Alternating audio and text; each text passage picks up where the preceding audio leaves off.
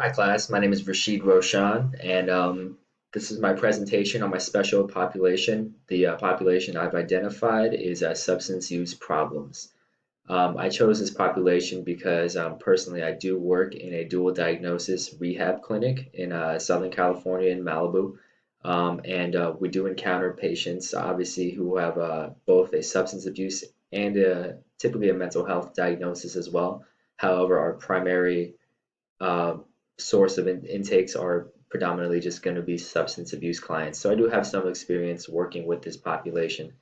Um, Today I'm going to be exploring a how the care for substance use patients pertains to social workers. Um, Social workers may find working with these individuals with substance abuse a little different than people with just general mental health issues. For example, if someone has a dual diagnosis, by removing that use of illicit drugs, the mental health diagnosis or the mental health condition just may improve gradually by simply just removing the drug and its use. Whereas if it's just a mental health client, I found that uh, if there's not a substance to remove, the treatment will look a lot different than someone who does have is recovering from some kind of use of substance. The so for identifying and discussing two main challenges and needs specific to this population and as it pertains to social work. I've identified the identification of the problem. So what I mean by that is, according to a study I had found that was done on given out online questionnaires to social workers in the country all throughout of England. Um, Social workers felt they were not adequately prepared to both identify or competently treat substance use problems. So during intakes, what they found was they were not addressing any kind of potential substance use among clients. And if they did suspect there was substance use, they did not feel like they were in the right spot to really just push for treatment for this issue because they did not feel that they were experts on substance use.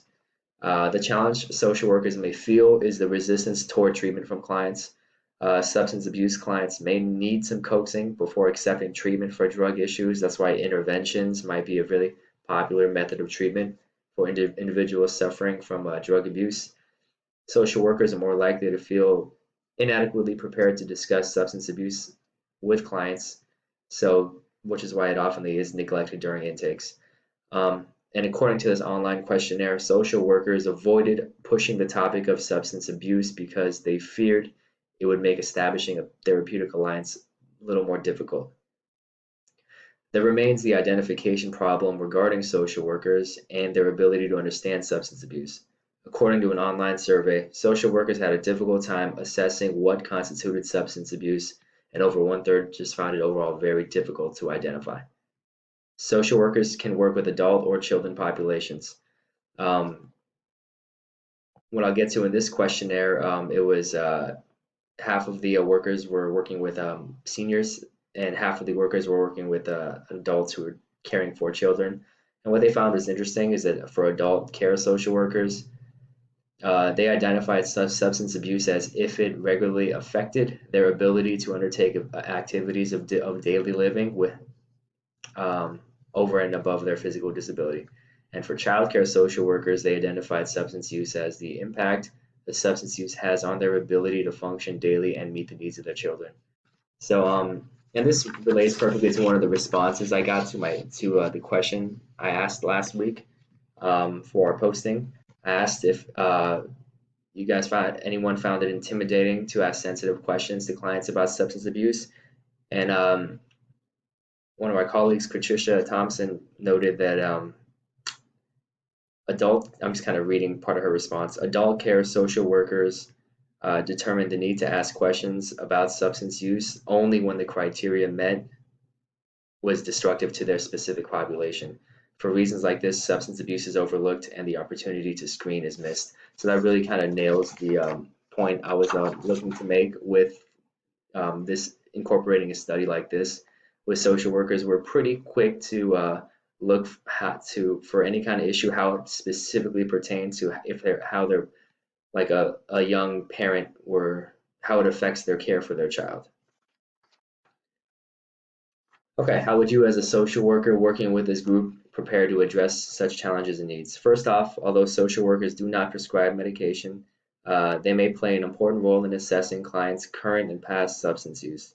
They can also intervene to support clients' pain management strategies, assist clients experiencing problematic substance use, referring clients for additional services and self-help programs, and collaborating with the an entire treatment team. So, or for us, we did supervision recently.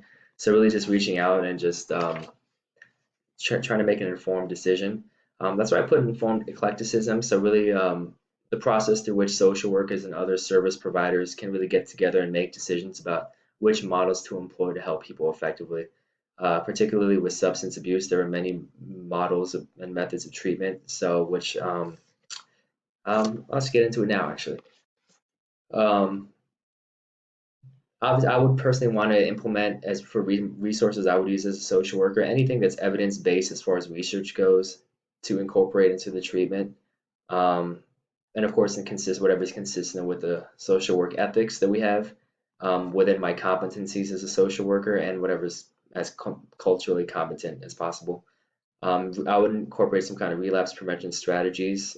I would discuss them in a manner that exposes addictive behaviors as overlearned habits that can be analyzed and modified in the same manner as other habits.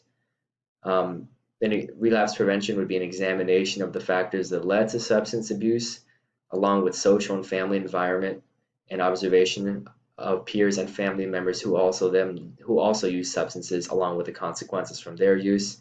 I personally run a family systems group in the rehab center that I do work at, and I really challenge the clients to look at their family systems to determine the roles they play in their family and the roles their family plays and how everyone's interactions affect and mold behaviors.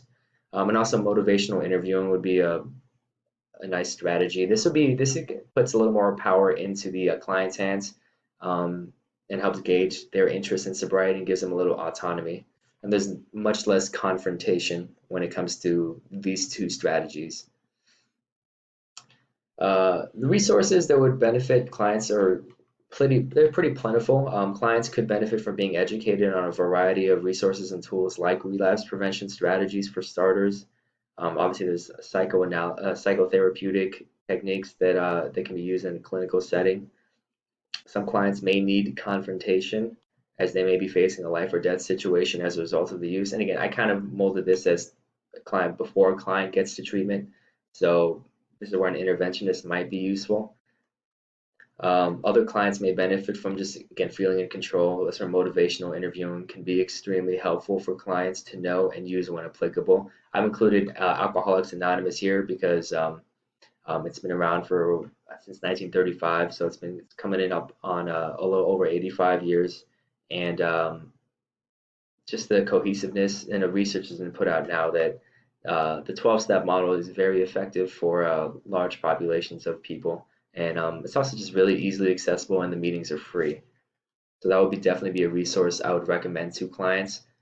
Although there is a spiritual aspect some clients would have to get over, but a social worker should be prepared to explain the differences between AA versus like a church, because again, AA is not specifically belong to any kind of religion. And how I would distinguish myself from other social workers when I'm working with this client population is really I'd like to just be competent in understanding and identifying the signs and symptoms. I'd like to create an open dialogue where I can just leave as much judgment out as possible. And I'd like for nothing to slip, through the cracks during an intake because if there is, or I do suspect substance abuse among the client that I'm working with, I would like to, treat that as an issue as much as whatever issue it is that client had presented in the first place. So to me, that would be very, very important part of the treatment. And these are my references. I hope you guys appreciated the presentation. I look forward to hearing back from you guys.